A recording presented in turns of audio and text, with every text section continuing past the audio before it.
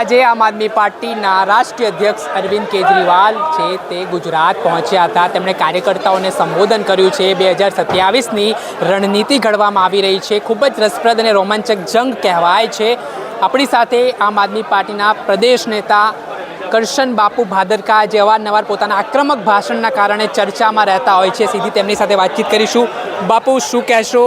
2027 જોકે હજી સમય છે, પરંતુ એ પહેલાં જ અહીંયાથી એલાન થઈ ગયું છે, ગુજરાત જીતવાની વાત કરવામાં આવી રહી છે। કઈ રીતે આમ આદમી પાર્ટી ગુજરાત જીતશે? શું મેનિફેસ્ટો રહેશે, શું એજન્ડા રહેશે અને કયા પ્રકારના રોડમેપ થકી તમે લોકો સુધી પહોંચશો? સદસ્યતા અભિયાન આજે રિસ્પેક્ટેડ કેજરીવાલ સાહેબે ખુલ્લું મૂક્યું। એ કદાચ બીજેપી અને કોંગ્રેસ એ ભ્રમમાં હશે કે સદસ્યતા અભિયાન આ તે તો થાય, પણ આ અમારો રાહ એ એક એક ગુજરાતીના હૃદય સુધી પહોંચવાનો છે। ગુજરાતીઓ ખૂબ સારી રીતે જાણે છે કે આ ખોખલી બીજેપી સરકાર આજ સુધી ઓપ્શન નહોતી, એટલે સહન કરવું ફરજિયાત હતું। અને એનો સૌથી મોટું જે સિગ્નલ ગુજરાતી જનતાએ આપી છે એ વિસાવદરની આપી છે। આજ સુધીમાં તમે દેશની અંદર અભ્યાસ કરી લો કે રૂલિંગ ગવર્મેન્ટ હોય અને ત્યાં પેટા ચૂંટણી આવે તો રૂલિંગ ગવર્મેન્ટ વગર બીજો કોઈ પાર્ટી જીતી હોય એવા દાખલાઓ કેટલા છે? એ વિસાવદર છે અને વિસાવદરમાં તાકાતથી આમ આદમી પાર્ટી જીતીને આવી છે। કોઈ ચિંતાનું કારણ નથી।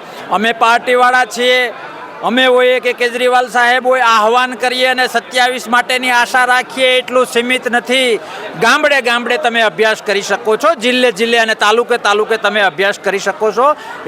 એક ગુજરાતી પોતાના દીકરા કે દીકરીના લગ્નની રાહ જોતા હોય ને એમ 27ની ચૂંટણીની રાહ જોઈને બેઠા છે। આવો, તમારા માધ્યમથી બીજેપીને ચેલેન્જ કરું છું કે અત્યાર સુધી બહુ રાવણ વૃત્તિ કરી। વિસાવદરની જેમ આખા ગુજરાતમાં પણ રૂપિયા ફેંકવા હોય એટલા ફેંકો, દારૂ ફેંકવો હોય એટલો ફેંકો, દાદાગીરી કરવી હોય એટલી કરો, પણ ગુજરાતીઓના હૃદયમાં આમ આદમી પાર્ટી, સાવેણો અને અરવિંદ કેજરીવાલની વિચારસરણી છે। કોઈ ચિંતાનું કારણ નથી। બીજેપીને ચેલેન્જ 2.5 વર્ષ પહેલાં ચેલેન્જ આપી। 2.5 વર્ષનો સમય ખૂબ ઘણો કહેવાય। તમારી સરકાર અહીંયા પણ છે, દિલ્હીમાં પણ છે, જે તાકાત લગાવી હોય લગાવી લો। અમારી તાતણા જેવી એક એક ગુજરાતીની લાગણીવાળી જે તાકાત છે ને, એ તાકાતને નબળી પાડવા માટે કોઈ હથિયાર બીજેપી પાસે નથી। અને કોંગ્રેસ તો દૂધમાં રમે છે, એની તો કોઈ ગણિત કરવાનું થતું નથી। આનંદ કરો, 27માં ગુજરાતની જનતાની સરકાર બને છે, આમ આદમી પાર્ટી સાવેણાની સરકાર બને છે। તમે કહો છો ચિંતા ના કરતા બધું સારું ચાલે છે। તમારા 2 ધારાસભ્ય પાર્ટીમાંથી રાજીનામું આપી દે છે, 5 ધારાસભ્ય માંડ આમ આદમી પાર્ટી પાસે છે, તો કઈ રીતે જોઈ રહ્યા છો? કેમ ચિંતા ના થાય? કેમ કે આગામી સમયમાં 27 આવશે તો કેવી રીતે તમારા ઉપર લોકો ફરી વિશ્વાસ મૂકશે? એ પણ એવું કહેશે કે ભાઈ આમના ધારાસભ્ય તૂટે। હું અનેક વખત જાહેરમાં કહી ચૂક્યો છું કે લોકશાહીની વાત હોય કે ગુજરાતના હિતની વાત હોય, ત્યારે ધારાસભ્ય હોય કે કોઈ પણ પર્સનાલિટી હોય, જ્યારે લોકોના હિતને બદલે, જ્યારે લોકશાહીના હિતને બદલે, જ્યારે બંધારણના હિતના બદલે સ્વાર્થ, પોતાનો સ્વાર્થ જોવે, વ્યક્તિ હિત જોવે, એ ખાલી ચોપડા ઉપર માણસો કહેવાય, બાકી એને માણસના પેટના કહેવા પણ અઘરા છે। એટલે એવી કોઈ ચિંતા નથી। અમારી પાસે જે છે એ આઈડિયોલોજીને વરેલા છે। અને હું ફરીથી કહું છું કે ગુજરાતની જનતા અમારી સાથે છે। ગુજરાતની જનતાને એક હૈયે હામ મળ્યું છે, એક તાકાતવાળો ઓપ્શન મળ્યો છે કે નહીં, એક વખત આ અખતરો કરવા જેવો છે, એક વખત આ ટ્રાય કરવા જેવો છે। આ જ વાત લઈને અમે વિસાવદરમાં ગયા હતા। વિસાવદરની જનતાએ અમને વધાવ્યા અને ગુજરાતની જનતા પણ અમને હોશે હોશે વધાવશે, કોઈ શંકાનું સ્થાન નથી। કરશન બાપુની હવે શું ગેરંટી કે હવે એક પણ ધારાસભ્ય જે ચાલુ છે એ નહીં તૂટે? કેમ કે ગેરંટીઓ આપીને તો કહેતા ગયા ને ધારાસભ્ય તૂટતા ગયા। હવે શું 3 ધારાસભ્ય 4 થઈ ગયા છે, તો હવે જે રીતે પરિસ્થિતિનું નિર્માણ થયું છે, લોકોને મજા આવે એટલે આ પ્રશ્નનો જવાબ દઉં છું, બાકી આમાં ગેરંટી હોતી નથી। આપણી આંખો કોઈ એક્સરે મશીન તો નથી કે તમારા મગજની અંદર મારા વિશે પ્રેમ ચાલે છે કે ગાળો ચાલે છે। આવું હોય તો સાહેબ કળયુગ નહીં સતયુગ થઈ જાય। પણ અમને અમારા હોસલા ઉપર ભરોસો છે, અમને અમારા કાર્યો ઉપર ભરોસો છે, અને હવે વિશેષ ભરોસો અમને ગુજરાતની જનતા ઉપર છે। હું રિપીટ કરું કે વિસાવદરનું રિઝલ્ટ, અમારો ઉત્સાહ હજારો ગણો વધ્યો છે, કાર્યકર્તાઓનો ઉત્સાહ હજારો ગણો વધ્યો છે, અને બીજેપી નામનો ખાટો ઓડકાર હવે ગુજરાતની જનતાને આવી ગયો છે મારા વાલા। કોઈ શક્યતાઓ નથી. એ લોકોને જે તાગડધીનના કરવા હોય એટલા કરે, જે તાકાત વાપરવી હોય એ વાપરે. 27માં મારા શબ્દો યાદ રાખજો, ડંકાની ચોટ ઉપર આમ આદમી પાર્ટીની સરકાર બને છે અને બીજેપીને જે રાવણ વૃત્તિ કરવી હોય એ કરે.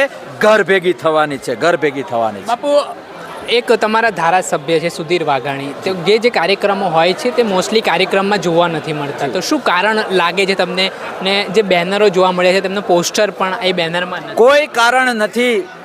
રૂઝાયેલા ભીંગડા ઉખડવાની વાતો છે ને આ બધા પ્રશ્નો છે. 2 દિવસ પહેલાં અમારા સુધીરભાઈ, અમારા એમએલએ, ગુજરાતના સેવક, જનતાના સેવકે બહુ સરસ ઇન્ટરવ્યૂ આપેલો છે એક ચેનલમાં અને ખૂબ સરસ રીતે વાત કરી છે કે કદાચ આવું તેવું હોય, મારી હાજરી ઓછી હોય, હું દિલ દિમાગથી અને ભવિષ્યથી આમ આદમી પાર્ટી સાથે છું, એવું એણે સ્પષ્ટ કર્યું છે. અને એનો જવાબ એમને મોઢેથી આવેલો છે. ઓટોમેટિક એ પ્રશ્નનો જવાબ છે. મકવાણા કહેતા હતા, મેં ઇન્ટરવ્યૂ કર્યું હતું ને, કે ગેરંટી આપતા હતા કે હું આમ આદમી પાર્ટી સાથે જ 2027 લડવાનો છું. જી, ગેરંટી તો એમણે આપી. હું ફરીથી કહું છું કે કોઈ પણ આપણી આંખો એક્સરે મશીન નથી. એ હું ફરીથી કહું છું. લોકો શું વિચારે છે એ તો જ્યારે પડદા ઉપર આવે ત્યારે, પણ જનતા, લોકો, હું અનેક વખત બોલું છું કે લોકશાહીમાં બાપ કોણ, લોકશાહીમાં રાજા કોણ? જનતા, મતદારો. એનો મિજાજ અમારી આસપાસ છે, અમારા તરફી છે. આનંદ એનો છે. છેલ્લો મારો પ્રશ્ન, શું 2027માં કરશન બાપુ ગુજરાતમાં પરિવર્તન માટે ઉમેદવારી કરશે ખરા, લડશે ખરા ચૂંટણી? મારી પાર્ટી મને પ્રસાદ આપશે તો લડીશું ને. હવે લડવાવાળી વાતો હજમ નથી થતી સાહેબ.